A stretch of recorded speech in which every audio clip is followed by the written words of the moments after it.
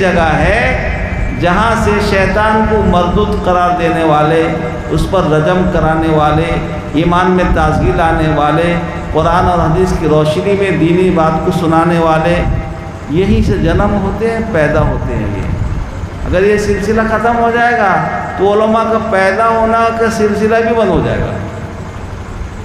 آقا محمد مصطفیٰ صلی اللہ علیہ وسلم نے فرمایا قرب قیامت میں علماء کرام اٹھتے چلے جائیں گے اور علم بھی مٹتا چلا جائے گا، ختم ہوتا چلا جائے گا۔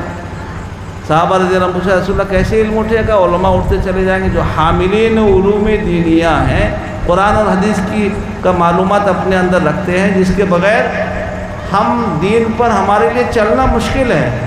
عام طور پر ہم سمجھتے ہیں کہ بہت جانتے ہیں، لیکن جو لوگ دن رات کتاب میں لگے ہوئے ہیں وہ بھی بہت نہیں جانتے ہیں، یاد رکھو۔ فقیہ امت حضرت مفتی محمود صاحب رحمۃ اللہ علیہ سے کوئی پوچھتا حضرت یہ بات کہاں ہے، کوئی مسئلہ پوچھتے تو حضرت کو اگر معلوم نہیں رہتا تو فرماتے تھے میرے علم میں یہ بات نہیں ہے۔ یہ نہیں کہتے کہ کہیں ہے ہی نہیں، یہ ہم لوگ کہہ دیتے ہیں بہت جانتا ہوں، کچھ بھی نہیں جانتے۔ بہت جاننا جو کہتے ہیں ہم لوگ کچھ بھی نہیں جانتے، موٹی موٹی بات چیزوں کو جانتے ہیں، یہ حرام ہے، یہ حلال ہے، یہ جائز ہے، ناجائز ہے۔ باقی تفصیلات جو قرآن و حدیث کی روشنی میں علماء کرام نہیں تو علماء کرام جو پڑھنے پڑھانے کے لائن میں ہیں وہ بھی بیچارے کتاب دیکھ کے بتاتے ہیں، سب کا استعداد نہیں رہتا ہے، اور جن کا پڑھنے پڑھانے سے تعلق نہیں وہ بیچارے بھول بھلیاں کر دیتے ہیں۔ ہم کیا جانیں گے، وہ بھی نہیں جانتے بیچارے۔ قرآن پاک جو ہدایت ہمارے لیے ہدایت نامہ ہے، دستور حیات ہے، عربی زبان میں ہے۔ اب عربی زبان کا اردو میں ترجمہ ہوا ہے، ہندی میں ترجمہ ہوا ہے، انگریزی میں ترجمہ ہوا ہے، بنگلہ میں ترجمہ ہوا ہے، اب اڑیے میں بھی ترجمہ ہوا ہے۔ مہمان خوشی آ گئی، اتنی ساری زبانوں میں اس کا ترجمہ ہوا ہے۔ اب بتاؤ جو ہندی نہیں جانتا رہے وہ کیا ترجمہ سمجھے گا، جو اردو نہیں جانتا رہے وہ کیا ترجمہ سمجھے گا؟ تشریف لے آئیں۔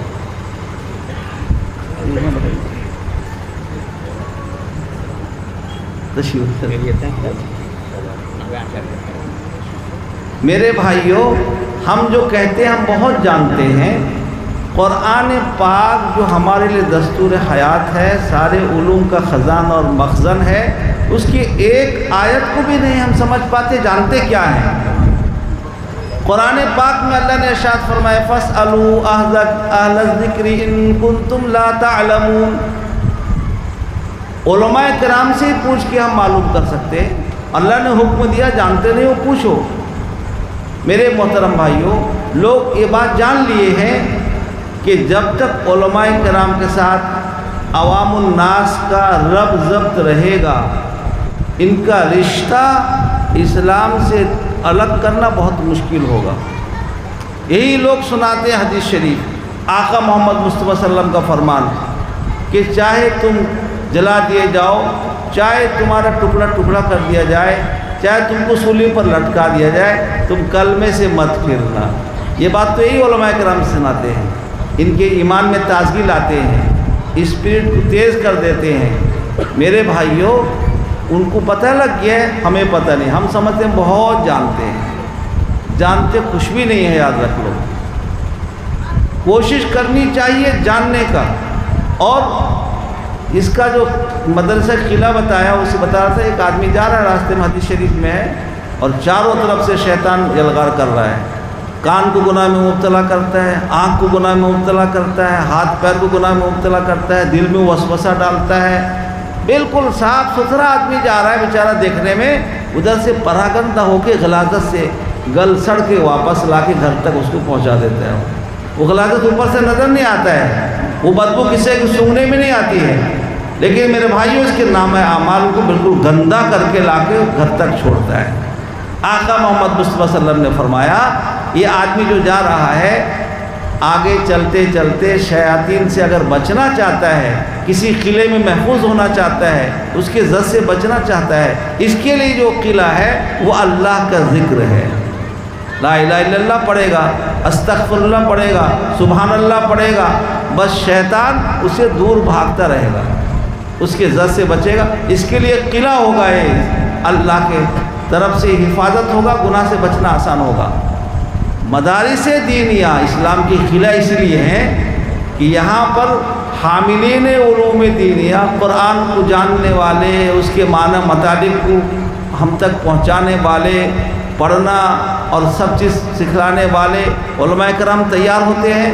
جب فیکٹری بند ہو جائے گی، مال کا تیار ہونا بند ہو جائے گا، آئے گا کہاں سے نیا مال؟ لوگ جان لیے، اسی لیے وہ سوچتے ہیں کہ اسی کو نقصان پہنچایا جائے، لوگوں کے دل میں وسوسہ ڈالا جائے. اور وسوسہ دو قسم کا ہوتا ہے. اللہ نے قرآن پاک میں ارشاد فرمایا الذی یوسوس فی صدور الناس من الجنۃ والناس.